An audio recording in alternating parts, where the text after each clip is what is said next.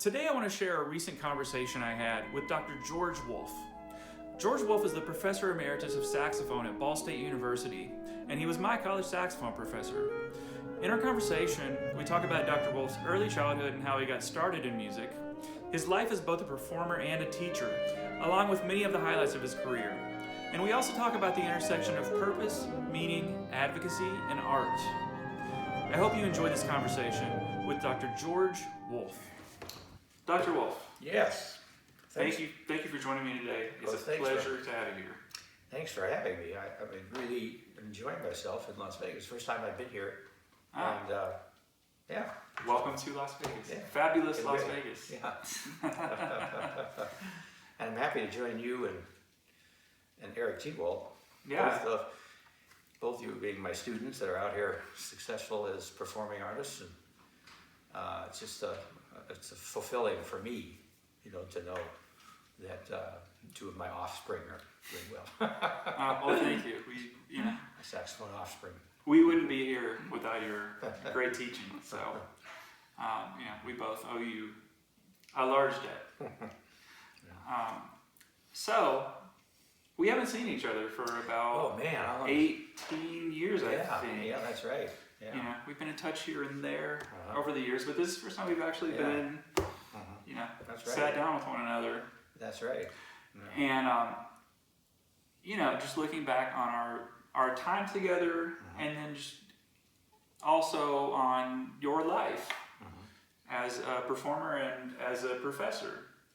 I have a lot of questions. Sure. So, I didn't answer them all when you were there. Well, I feel, That's the whole I idea. learned The a whole lot idea. about playing the saxophone. I want to learn more about you as a person. Yeah, but we never want to stop asking questions. That's all right. part of the search. That's exactly That's what right. education is all about. And, people usually, I want to find answers. I want the answers. But what you find out eventually is that the questions are more important than the answers. And the process of what you go through in solving problems and uncovering more things that you want to know. And that's what growth in life. If we stop doing that, then we stop growing, both as people, both as a person, and stop growing spiritually and musically and every other way. Right. And we don't want to stop. So keep asking those questions, keep searching. That's an important part. I agree with that. I want answers, but I also want to ask better questions. Yeah, that's good. That's good. Yeah. So, to get started here, I'd like to take it back to where it began. So, tell us about where you grew up, and how you got started playing the saxophone. Well, I grew up in Corey, Pennsylvania, which is a little town about 30 miles from Erie, Pennsylvania. A couple hours drive north of Pittsburgh.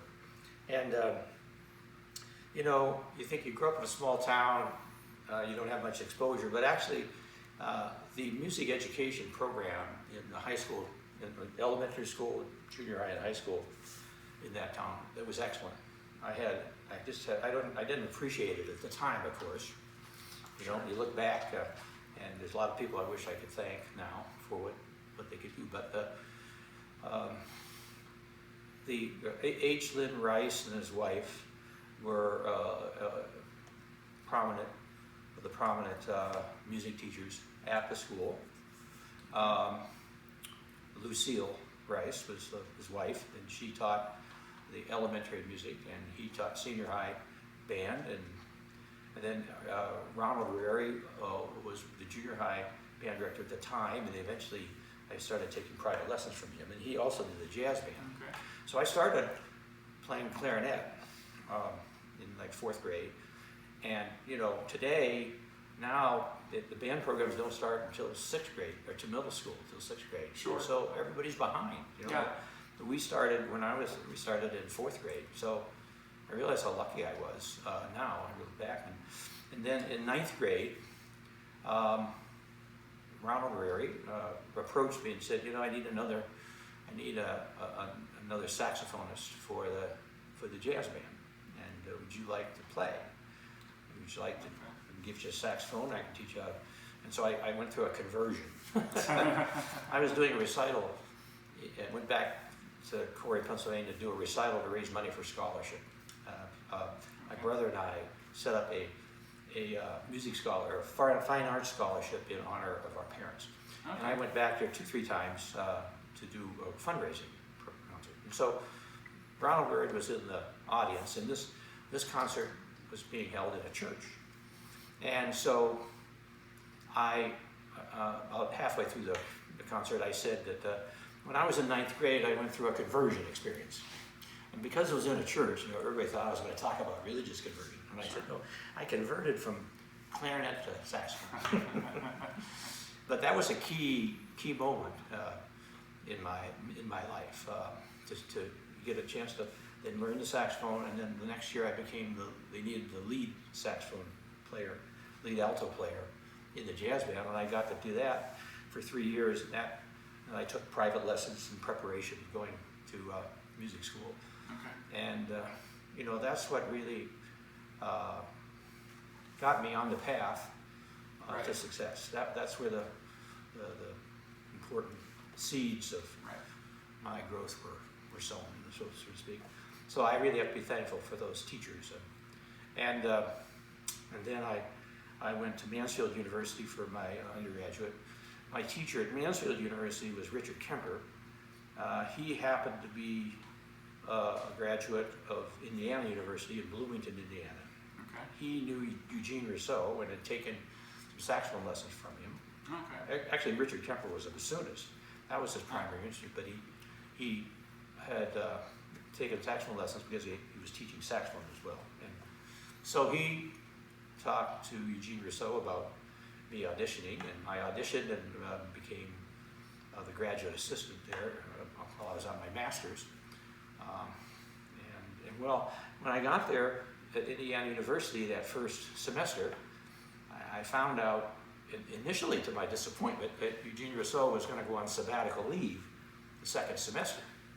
And I thought, oh man, I've come all this way, now I'm going to be at the great music schools in the country and study with the great teachers, and he's going on sabbatical. Well, the person he got to cover for that semester was Daniel Defaye from the Paris Conservatory. Yes. So that was great. That was great having that opportunity to study with Daniel Defaye. Well, that's the beginning and how I got started in the music field, in the performance field. Okay. We had a great saxophone quartet when I was there at Indiana University. We made the first recording by a graduate saxophone quartet in the country. Okay. So that was a wonderful experience. Was this the American Saxophone? American Saxophone Quartet. Okay. Yeah, Dean Kleesner, a fellow named Dean Kleesner, who actually now came in and began playing in Las Vegas later on. He was on tenor. Jim Kaiser was on alto, and Dennis Bamber was baritone saxophone. So I was a soprano saxophone. Yes, and we made recording. American Saxophone Quartet is what we called ourselves at the time. Okay. And some of those recordings are on my YouTube channel. Yes, they are. They're You'll very see, good. Go check them out. Yeah, you'll see. I had long hair then because that was 1970, 72 when I was a hippie. Yeah. But that was. You could check out those tracks on my YouTube channel. Okay.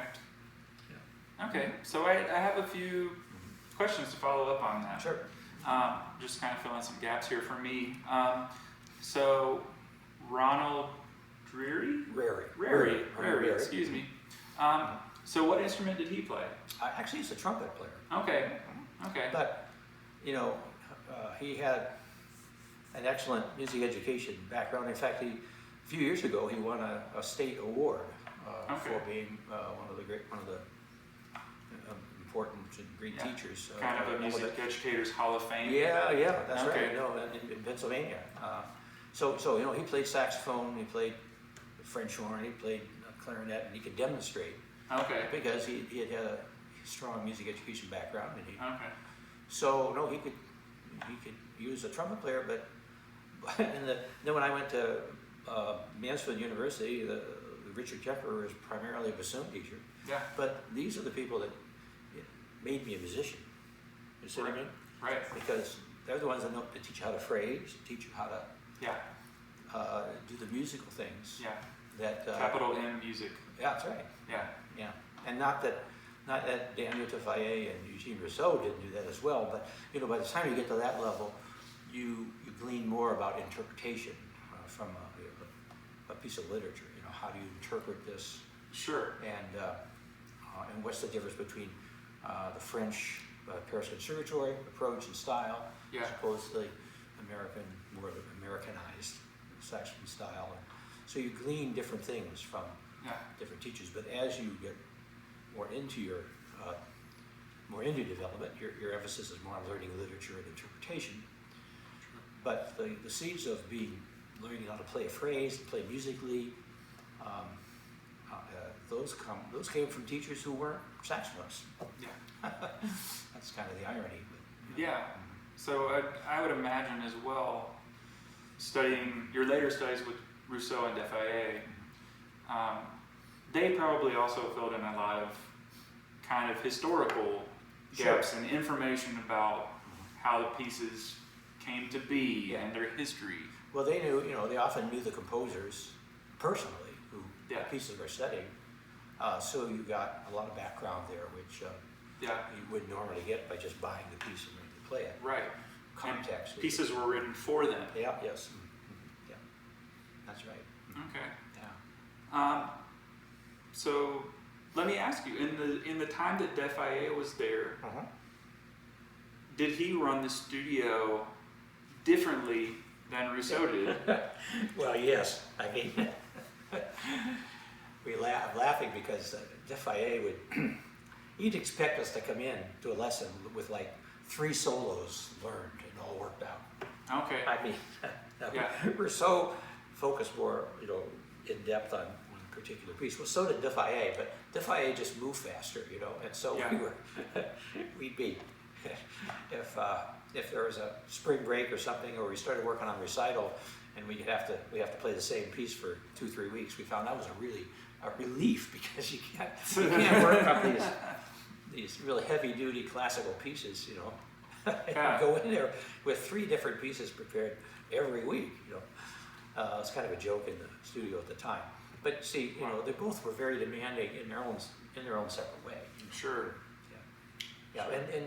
And Defoe, his vibrato was a little different. It was a French, more of a classical French school of playing. And I studied French literature with him so that I could learn that style. Right. Learn how to play direct authentically from in the that source. style. Right. I wouldn't necessarily play those pieces today in that focused French style necessarily, but I wanted to learn it at the time. I wanted to learn his approach to vibrato and so forth, even though it's slightly different than Rousseau's. And and then you sort of glean these things and you integrate them into your own way. So you discover your own voice. You discover your own connection with the heart. Right. And that's what's really important. You have to get from the head to the heart. Yeah. That's where music and performance becomes a spiritual pursuit. You're not if you're still figuring out things on the level of the intellect and not getting down into the heart. Yeah. And able to move people on a level of feeling. Yes. Then you're not really there yet. You're not really an artist. You're a saxophonist, but you're not really an artist. So you have to make that transition, and that processing and making that connection, or that transition from the head to the heart, I think is important. That's what the meditative experience is about to me. You move from the faculties associated with the cognitive, left hemisphere, so to speak, intellect, logic, reason, to the faculties associated with the right hemisphere, which would be more of intuition, the affective, aesthetic domain. Tune into that and know how to convey that and through your music and through your performance, and that's how you move people in the audience. Right. And unfortunately, a lot of the new music today it doesn't really help you. A lot of new music today is very, very cerebral. It doesn't necessarily help you make that connection. So it's important. I love new music. It's important to study new music and to support composers, contemporary composers. But you need to continue playing the masterworks of your literature that are written in a tonal style, so that you can develop that connection and make it a heart experience as much as it is an intellectual or head experience. Sure, that makes perfect sense.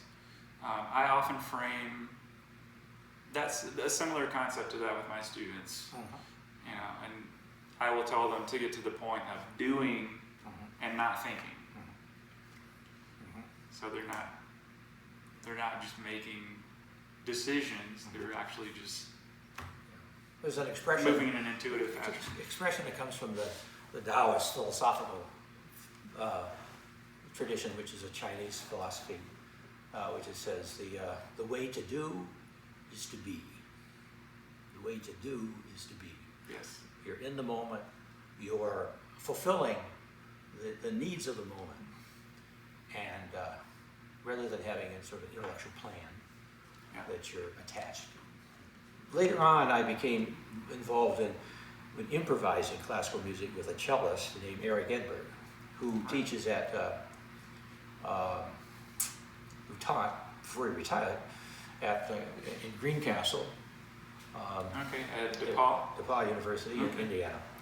And we happened to meet. We were both invited to this conference as soloists at the University of Iowa. And we didn't know each other, and we happened to meet each other there.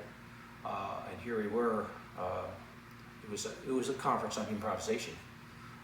Here we're both invited, both being from Indiana, and they were kind of surprised.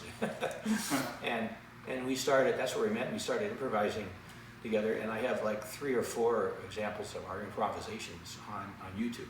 Classical, what do we call post-classical music? Post-classical spontaneous improvisations, and that requires a person to be both a good leader and a listener at the same time. And you have to have moved from the head to the heart in order to tune in to the needs of the moment. Sure. So Eric Edberg's excellent cellist. He's a Juilliard graduate, and he and I are very compatible when it comes to improvisation. It's like we have a conversation, you know. Yes.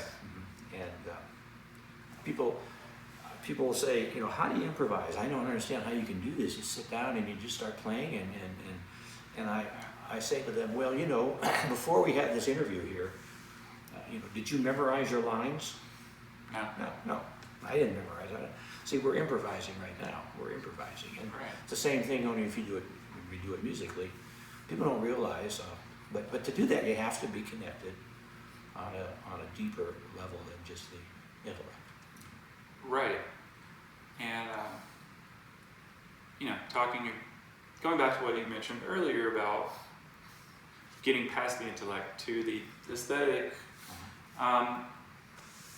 It takes a lot of intellectual processing to get to the point of you know, the improvisations that you and Eric Edberg are doing.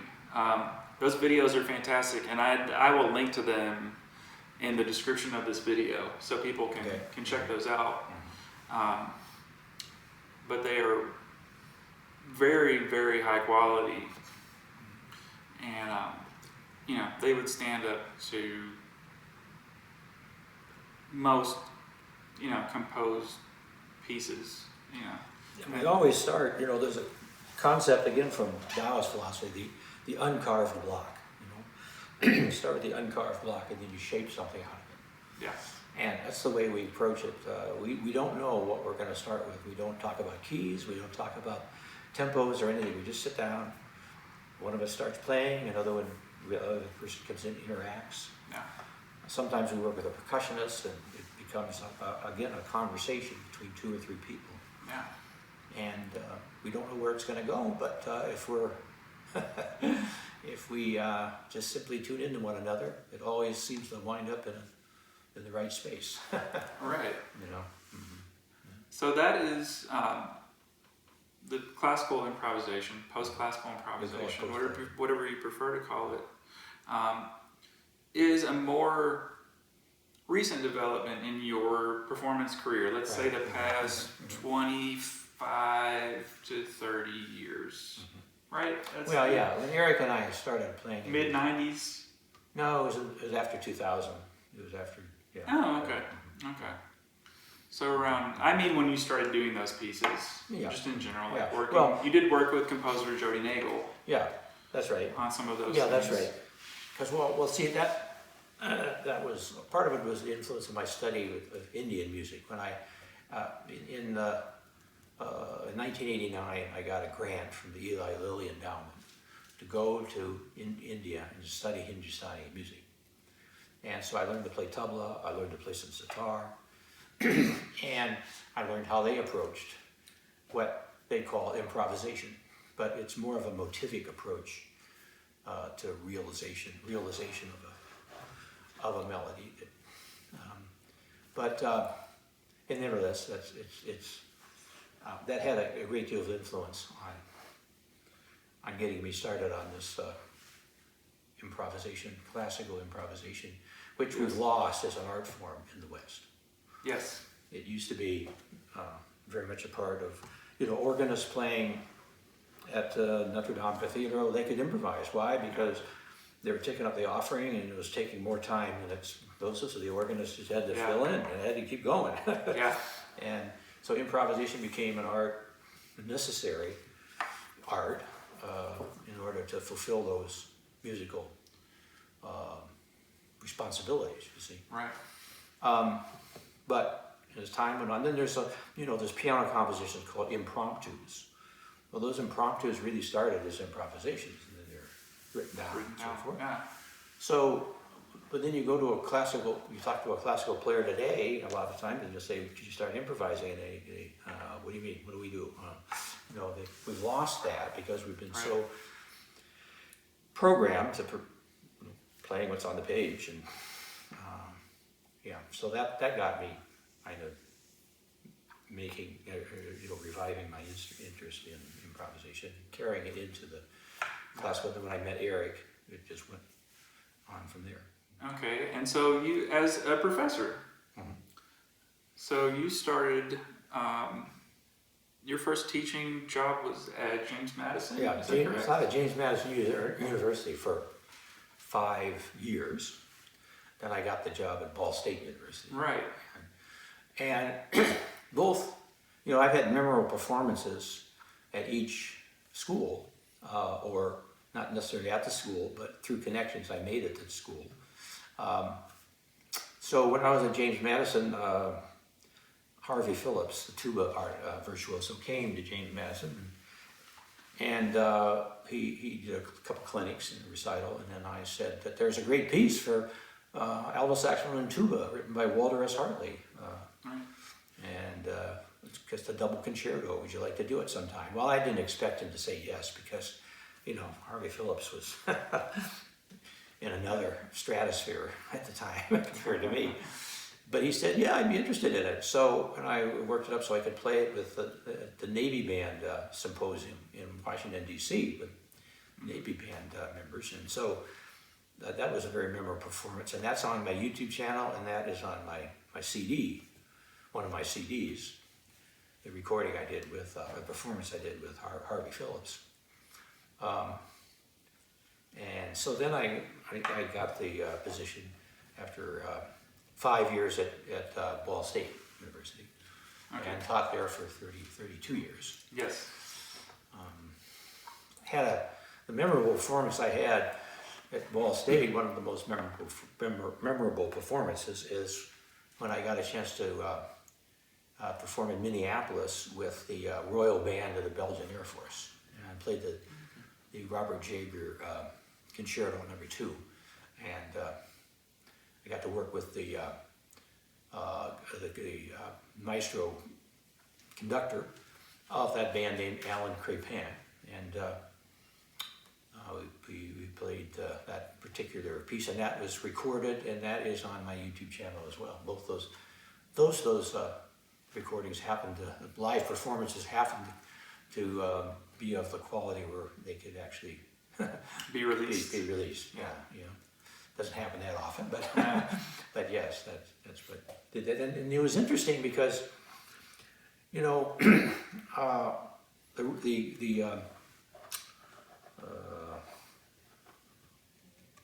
what's expected is that when you're a soloist with a band or orchestra, that the conductor is supposed to follow the soloist.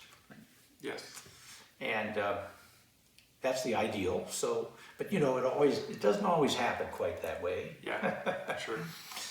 But technically speaking, you know, I could be real stubborn and say, hey, you know, you got to follow me. I'm sorry. And if you don't, it's your problem and it's the band's problem. Well, when I was playing that performance with the Royal Band of the Belgian Air Force of the Jaeger Concerto, we got to the second movement, and the tempo was a little faster than what I wanted. Yeah. But having studied with Dufay, having been familiar with the French tradition, and that French tradition influenced the Belgian approach to saxophone, I realized that they take their tempos a little faster. Right. And the performance was going so well that I decided, well, I'm not going to monkey with it. I'm going to go ahead and do this. I'm going to be a follower for a moment here and go with his tempo. Yeah. Well, it's a good thing I did, because if I had been stubborn and tried to control things, I'm sure the recording wouldn't have, or the performance wouldn't have turned out. Consequently, the recording wouldn't have been as good. Yeah. Well. So you see, you have to sort of tune in to the needs of the moment and not be a control freak. Right. And go with the flow. And as a result, that live recording became one of my best performances. Yeah. Because I was able to sort of let go. Yeah. Of the control. Yeah. In that moment, you chose to engage in a conversation instead of an argument. That's right. That's right. That's right. And that's when you get the best performances. That's when you get the best music. Yeah. Yeah. Mm-hmm. Yeah. Well, I should say too that, and you know, of course, you went to India with me once. I've been to India twice. And the second time, Eddie came with me. We went to South India. First time I went to North India, studied tabla in New Delhi with Dayamali Kadri, who was a great tabla master at the time there, who had performed with Ravi Shankar and other great players. And I was also studying at the Ali Akbar College of Music in California. And Swapan Chowdhury was the tabla player there. So I learned to play tabla. I got to sort of an intermediate level, and so that I could then go back to Ball State and I could demonstrate the instrument and play at a level where I could also accompany singers that would come through, Indian singers, and so I could contribute in a multicultural way to the curriculum at Ball State. Right, and you played tablas in lessons with students. Yeah, like we did that. That's right. It influenced the way I would approach rhythm and try to develop security in rhythm with my students. And you were a victim of that. There was a couple pieces which actually they were from a contemporary method book by William Schmidt, and but one was in 7/4 time. So I played Rupak Tal.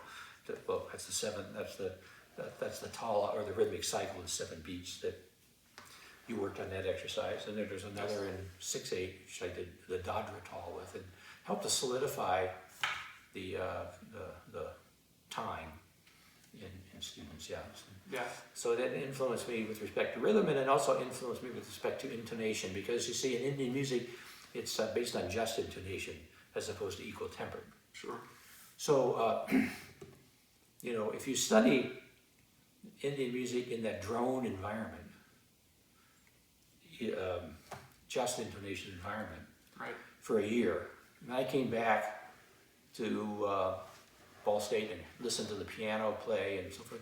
Everything sounded wrong. It sounded way out of tune. Our piano is supposed to be in tune, but it's equal tempered, you know. Right. And you're hearing all this stuff, and that, man, right, it really had an interesting effect on my ability to hear, and in addition to rhythm. And you're not dealing with a 12-tone equal temperament That's system right. That's right. as well. You've got That's a lot right. more kind of quarter right. tones. Yeah, there's a lot of subtle things that happen in Indian music, both rhythmically and melodically, and intonation-wise, which we never quite get there because we're so engrossed in that equal tempered system. Yeah. And you have to be in that just intonation environment to hear the things which they Right. hear. And we don't hear it as children. That's right. Too. That's right. Yeah. That's right. It's probably also a piece of that puzzle. But and the interesting thing is that the kids over in India, they learn pieces in 7/4 time or whatever, and which we think is so awkward, and yet you got these people where kids are in 2nd, 3rd grade and they're singing these songs in 7/4 time. They don't realize it's supposed to be hard. I mean, it's just a natural part of the culture, the natural part of the way they learn their music.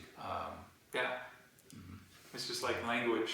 Well, it's like, that's right. Yeah. That's a good point. That's a good point. If you start language early enough, then a new language, you pick up the accent and everything, and you don't sound like you're from a foreign country. Yeah, it's like I could sit here and say, oh, Hindi is so hard, but millions of children speak it. Yeah, that's right. So Yeah.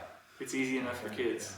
Yeah. So Eddie went to India with me the second time I went. I took students. We went to South India. We went to We went to Chidambaram. Chidambaram and Annamalai University, and we got to hear these South Indian instruments like the Nagaswaram, and that class we went to, the Nagaswaram class with that real loud double reed instrument. Oh yeah.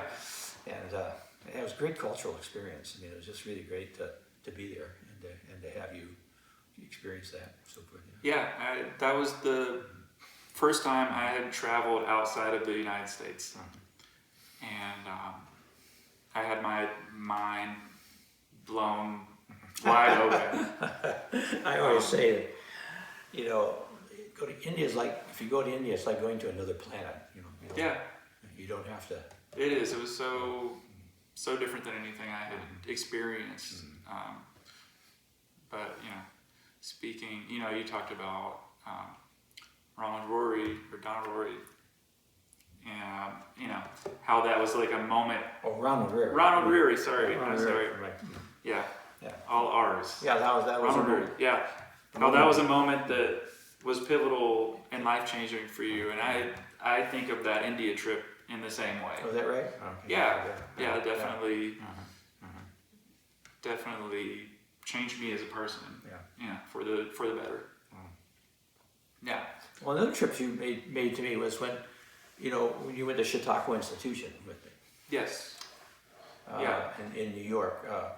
Maybe you can talk about your association with the Chautauqua Institute and how you started playing there, and just kind of how that's progressed over the years. Well, I mentioned Richard Kemper, my teacher at Mansfield University. Well, he and his wife, after he retired, he went to live at Chautauqua Institution in New York State, and that's in western New York State. It's about 45-minute drive from Erie, Pennsylvania, so it's close to it. Anyways, and Chautauqua Institution has a 9-week session every summer, interdisciplinary session, but they have an excellent student orchestra, professional orchestra, and ballet. They have lectures on world affairs in the morning. You remember those lectures? I remember seeing a lecture by Andrew Young, I believe. Yeah, real big time people there. Players. Yeah. And then they have theology and religion lectures in the afternoon. And it's on a lake, so you can go canoe and sail and swim. It's a great place. It's pretty idyllic. They have a choir, an organist there.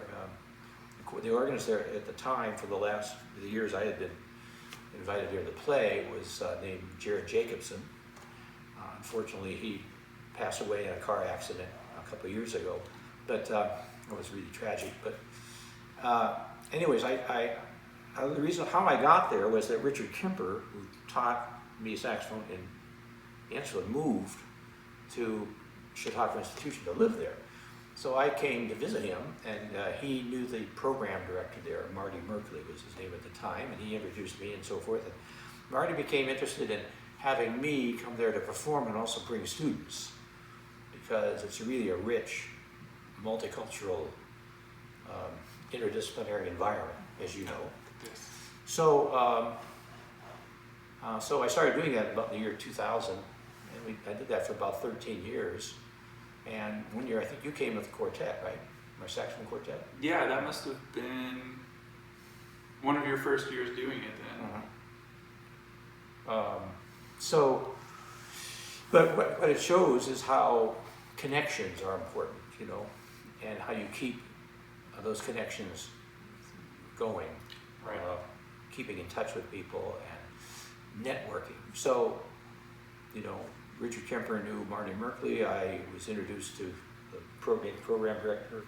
He became interested in my idea of bringing students, and then I got introduced to the organist, and I started performing with the choir there in the amphitheater, and you know, it was a great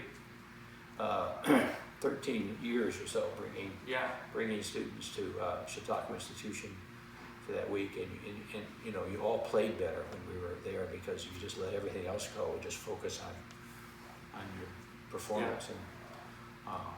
And so I was glad you could be a part of that. Yeah, for sure. But it shows how important in the professional world how networking and keeping up relationships is important. Yeah.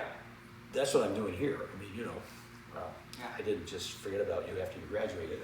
Yeah, right. Keep in touch, and eventually we can get together and interact and musically again. Yeah, that's right. And I think it's pretty fair to say that all of the events that unfolded at Chautauqua and all of the relationships and opportunities were completely unforeseeable to you Oh yeah. at the beginning That's of that. right. Oh yeah, I had, you know, back when I started at Ball State in 1982 or 1977 at James Madison, I never had any idea that I'd ever be at Chautauqua Institution. I mean, Yeah. and how that evolved and came about, I couldn't have planned it better. If I had tried to plan it, it probably wouldn't have worked out. Right. That's Right. You go with the flow, and Yeah. it usually turns out better than if you had tried to manipulate. Right. And sometimes I think that shows that sometimes too the best opportunities are ones that you're not even aware of. You know, things that are a really good fit for you and kind of resonate with you on a lot of levels, you know, may not be in the picture, you know, until they present themselves. Yeah, I also, you know, after I started teaching, I went through a period where I thought, you know, what am I really, what's my purpose here? You know, am I just supposed to be a saxophone teacher? Am I just playing this, you know, teaching this mechanical kind of thing, or even if it's musical, you know, to students, or is there a higher purpose? How do I go from becoming a saxophonist to an artist, you know? Yeah. And part of that came for me in how I found meaning in the music that I was playing. And I like to work with composers that they create a piece which I can connect to it on a deeper level of meaning.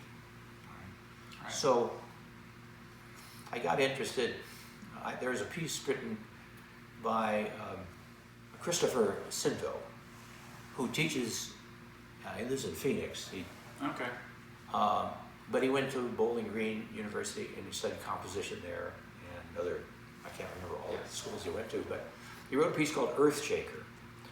And he was influenced by the Native American tradition. And so this piece called Earthshaker, and it's on my YouTube channel, at the beginning he makes the saxophone sound like the Native American flute by using the palm keys and so forth. You get a timbre, and you can create nuances and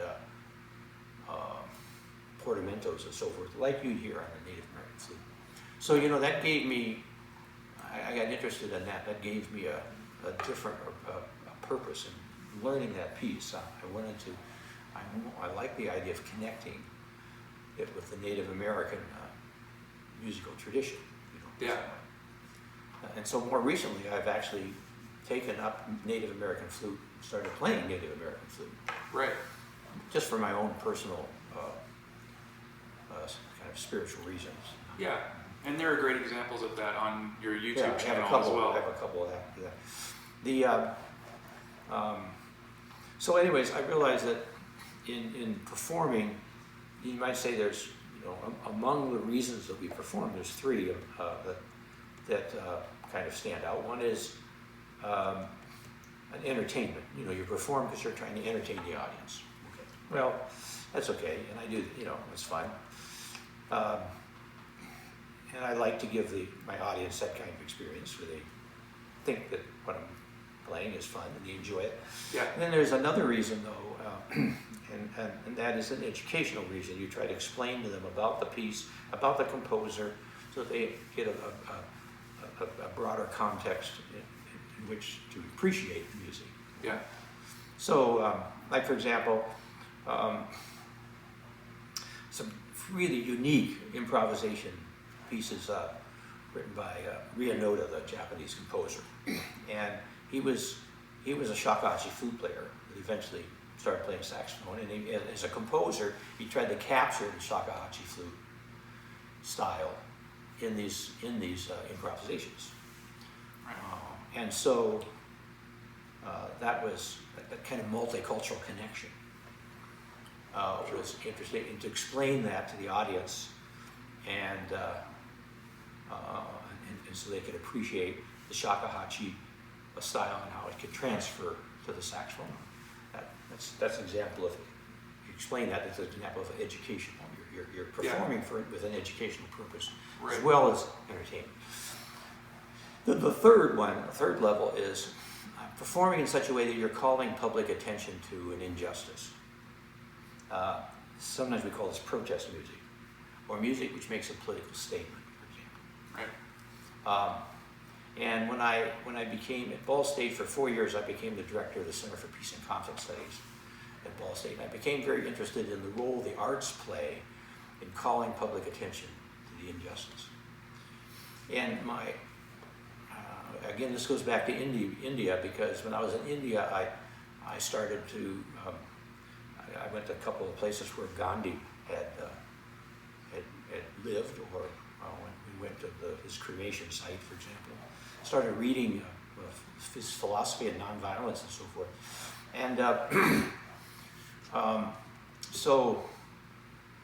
when I became director of the Center for Peace and Conflict Studies, I became interested in this role the arts play in calling public attention to make the injustice visible. This was what Gandhi said. First, you have to make the injustice visible in order to create a groundswell of support, so that you can bring about reform in society in a nonviolent way.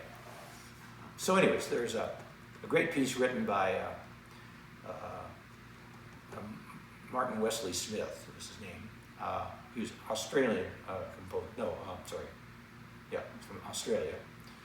And it's a video acoustic piece. It's a video with it, along with, it was originally for clarinet and with music, of course. And I got the piece from John Sampson, actually, who played it, and he had arranged it for soprano saxophone from clarinet. He knew I was director of the Center for Peace and Conflict Studies, so he gave me the piece and said, hey, you know, you got to play this piece. Maybe you'd be interested in it. And then I just took it and ran with it. I must have played it. I played it a lot. Peace conferences, I played it at Chautauqua Institution. I went to Europe and played it in Belgium. I played it in Austria. I played it as well as in the United States, several places. So that's an example. Now I was playing a piece where I made, I was calling public attention to the injustice. This particular piece was a protest piece protesting the invasion of the United States into Iraq in 2003. Oh, okay, I was about to ask you which one. Yeah, and it's called Weapons of Mass Distortion. It's rather than weapons of mass destruction. Right. But weapons of mass distortion, and it has excerpts on how this, the idea that Saddam Hussein had weapons of mass destruction, and yet none of them were ever found, and so forth. Yeah. Political, Right. the political thing. So that's an example of music that, again, calls public attention to an injustice and makes a political statement. There's a violinist from New York City now. Her name is Maz Swift, and you'll find her on the internet. And she has been performing with a group called Invisibles, and she plays pieces which calls public attention to the injustice of police brutality against Black Americans. Okay. And that's an example of again this higher purpose in performing. You're not just performing for entertainment. You're not just performing for educational. You're actually making a social, political statement as well. And she's excellent. I mean, she's also had gone to Juilliard, and she's just a super musician. But there's another example of people who are taking music, and it connects with how to bring about reform and justice, how it connects with social justice, and that to me became an important part of why I perform. Okay. Yeah. Well, let me ask you, kind of keeping with Mass Swift and the Invisibles, the work that you did for Saxophone and video. So my first question is, with Mass Swift and the Invisibles, are they doing primarily mixed media? Oh yes, yeah. Well, she was. That started basically. Trayvon Martin was one African American that was killed. Sure. And so she wrote a piece in his memory, dedicated to him. And so then she was developing that. Well, then the pandemic hit. So she was scheduled to perform at Chautauqua Institution at one of the artist series there 2 summers ago. Or was it last summer? Yeah, I guess it was last summer. But they canceled the whole thing because of COVID. Sure. So I don't know exactly when that's going to pick up again because of the pandemic. But again, it's another example of people developing music and performing it for this higher purpose, not just because you're trying to entertain, but Right. because you got a message there. Yeah. It's important for our society at this time. Yeah. Let me ask you this then. So having those video elements, those visual elements. Actually, I don't think Mass Swift hasn't done the video elements, but they're acoustic. I mean, she often plays. Like a recording. Plays with the recording behind Okay. it, and she's Okay. or she'll have Yeah. or she'll have effects, Sure. electronically accompanying her or playing with her Yeah. as she performs on violin. Yeah. I just think in the history of protest music, we have a lot of vocal music. Yep. And so. Yeah, but you go back to '60s in the Vietnam era, a lot of folk singers and so forth were singing songs of protest. Yes. Yeah, we have that history of protest music. Going back to the Vietnam era. We can go back to the Depression and different. Sure. This whole string of A lot history of protest music. of early jazz and the blues was a protest music. Yes. Mm-hmm. Yes. A lot of the texts of blues songs really grew out of an oppressive state of living. They speak of injustice. Yeah. Yeah. Mm-hmm. Not necessarily directly, but you can tell that there is a message that's been inspired by the experience of oppression. Right. They come from a certain perspective. Yeah. And jazz too, especially bebop, was really a reaction, in a sense, against the kind of swing era in the 1930s, where the big bands were playing for predominantly white, rich, wealthy audience, white privileged audiences. Right. And so, the musicians might have been African American. Those who perform with Duke Ellington or Count Basie and so forth. Yeah. And yet they're playing for these ritzy country clubs which are segregated, but right. they're white audiences. So you get to the bebop era, and the bebop era now has music that you really can't dance to. It becomes much more sophisticated harmonically. Right. You have to be an aficionado to really appreciate it. I mean, you have to be educated to appreciate it to a certain extent. Yeah. So it took it to a level where there was a certain counterculture protest aspect to the bebop music of Dizzy Gillespie and Charlie Parker and those folks. Yeah. As compared to Glenn Miller, for example. Yeah, yeah, sure. Not to criticize Glenn Miller, but that was an era, swing era, was an era that popularized different jazz and different perspectives. Yeah. Coming from a different place. But you can see that jazz then became a kind of protest music. Yeah. So with these modern pieces, this piece you were talking about with video and saxophone and the things that Matt Swift is doing, with these different, visual and audio media that are part of the piece, which reinforce that message, do you think those elements are necessary?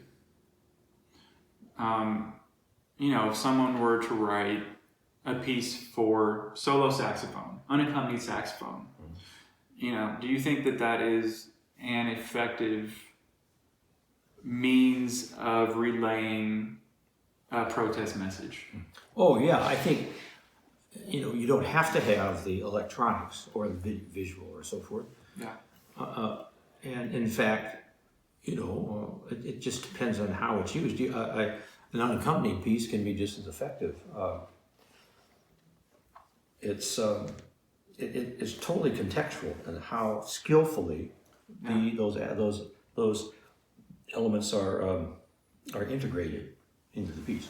I think the answer, if you use something just for the sake of using it, because it's novel or because it'll attract attention, but it won't. It can actually get in the way or detract from the method. I think you could say it's like adding salt to food. Yeah. If you add just the right amount, you don't taste the salt, but the taste is better. Right. If you add too much salt, you taste the salt and ruins it. Right. Well, the same thing with using special techniques or multiphonics or anything, video or electronics. Yeah. It depends on how it's integrated. And to me, the more subtle it's used, so that you don't really notice it directly, but it becomes a part of the whole experience. Yeah. It's like if you taste the salt, it's too much. Right. See? It distracts from it. So if you're playing with a percussionist or playing with electronics or whatever, and you're listening, and all of a sudden electronics come in, you're actually distracted away from the message. You'll lose the message. Yeah. It won't be as genuine. You stop experiencing the whole and go for one element. It's like and the goal has got to be to move the audience member on the level of the heart. You have to move them, and if they start noticing and are distracting, then that becomes almost a cognitive interruption. Yeah, sure. To what should be happening. Attention switching. On the level, it should be happening at the level of the heart. You're actually just disrupting it. Yeah. As a saxophone professor, we've been speaking about meaning, which I'm sure is probably one of the primary messages that you would have for students. I would imagine overall, but there may also be a certain level of competence that they need to reach before they can really kind of express that. break through the mechanics of playing the saxophone and start tapping into their own artistry, developing their own artistry. So, speaking of the mechanical aspects of the saxophone, what do you think the most important elements are? For good what does good saxophone playing require? Oh, I see. Okay. Well, first of all, let me mention about, you have to go through the mechanics of learning something and make it a part of you before you can really touch a person on the level of the heart. Yeah. So, what's sort of like analogy would be if I'm going to use some new words in my vocabulary. Just, when I had an English teacher in 10th grade, 11th grade, I guess it was, she would say, we'd have to do book reports, and she wanted us to expand our vocabulary. She said she's going to give us extra credit every time we used a word that was on a vocabulary list. Oh, okay. When we gave our report from reading a book. Yeah. Well, it was kind of funny because we tried to use these terms to increase our grade, and it was contrived. Yeah, right. Well, I'm going to use this particular word, which is not a part of my vocabulary, but I'm going to stuff it in there somehow anyway, Yeah. And it was kind of funny. But notice you have to go through that in order to first learn about the word. Yeah. And then you have to make it a part of your everyday language so that you don't have to think, oh, well, that's a neat word, I think I'll try to use it. Right. No, it just becomes a part of your everyday language. The same thing with jazz. For example, if you learn a 2/5 pattern, at first it's contrived. You play it over and over. You play it around the cycle of keys. You fit it into a tune, and it's kind of contrived. But eventually you know it well enough so that you don't have to think about it. You're just playing it, and all of a sudden it comes out. Yeah. It's like speaking a language fluently as opposed to speaking a language where you have to think about how to construct a sentence. And, or what's that word? Yeah. Yeah. So, but you do have to go through that process where it becomes contrived and artificial temporarily. Yeah. And you got to integrate it so it becomes a part of your vocabulary, so to speak. Mm-hmm. It lacks flow. Yeah, that's and right. Then you have and to then it becomes develop that. Yeah. Mm-hmm. So in terms of that part of learning, you have to sort of go through that mechanism, those mechanics, in order to get to the point where then you can make it a part of you and touch a person on the level of the heart. But as far as the mechanics of how to play them, I think the most important thing is tone quality. Because, when you play the saxophone or any instrument, the tone quality is going to be present all the time. Right.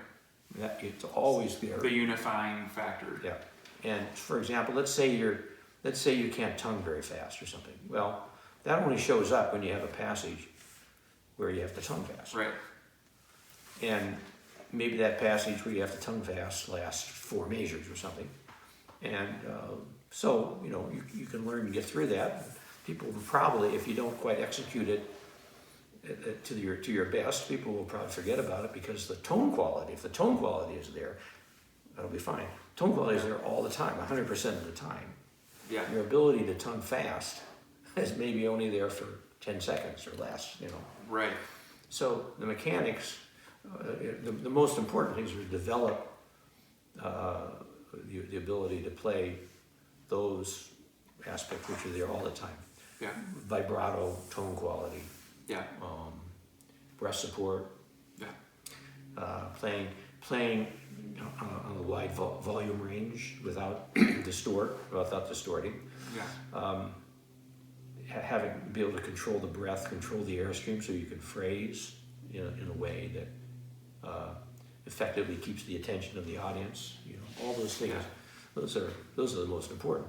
And of course, we want to learn to tongue fast, and we want to learn to play fast on the fingers, and we do that as well. But I think we got to prioritize. There's so many people I know that they went to Ball. I have some students that went to Ball State, and they had a great tone quality, and they learn those mechanics, and then they go to another school and they learn maybe some new music techniques, learn how to pop or learn how to do multiphonics. Yeah. and then I'll notice they'll start playing, and the tone quality will not be as good because they've sort of lost that. They've lost their connection to the importance of tone. And I've had to remind them. I said, I like what you're doing, and it's great you have all these extended techniques, but don't forget your sound. Don't forget your sound. Yeah. Yeah. So that's my. That's my take on the importance of mechanics, how to integrate it in so it becomes a part of you, but also prioritize in such a way so that the parts that you're playing that are there all the time are what you emphasize, what you work on, what you emphasize. Mm-hmm. Sure. Okay. And so to drill into that just a little bit, with tone quality. So what do you think is the best way to develop that? I know it's different probably for each person, but first of all, you have to have a good mental concept of sound. Yes. Yeah. People emphasize too much mouthpieces and different reeds and different mouthpieces and so forth. I mean, that has a role to play, but I think 75% of your tone quality and your sound is first here. It's a mental image, and for example, the mouthpiece I use on any of the saxophone, alto saxophone, for example, I can play that in a way that the tone quality sounds terrible, or I can play it in a way so the tone quality is rich and beautiful and able to touch the sound of the heart. So it is the realization of your imagination. Yeah, that's right. You have to have the mental concept present in order to get it to go through the horn. Yeah. And that now you can talk too about mechanics of the embouchure, for example. It needs to be round and open throat, and all those things which are important to understand. But ultimately, it's the result. It's focusing on the result and how it sounds that is going to be the best feedback mechanism for how you shape your embouchure. Yeah.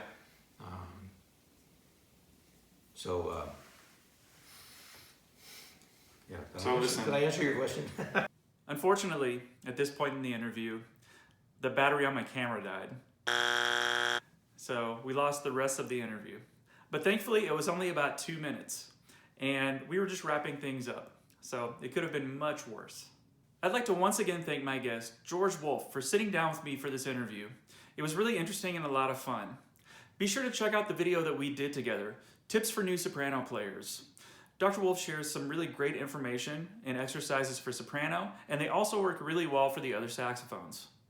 If you liked this interview and want to see more content like it, be sure to give this video a thumbs up and subscribe to my channel.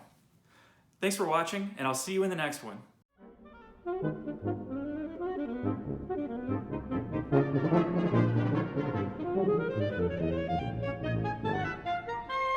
Thank you.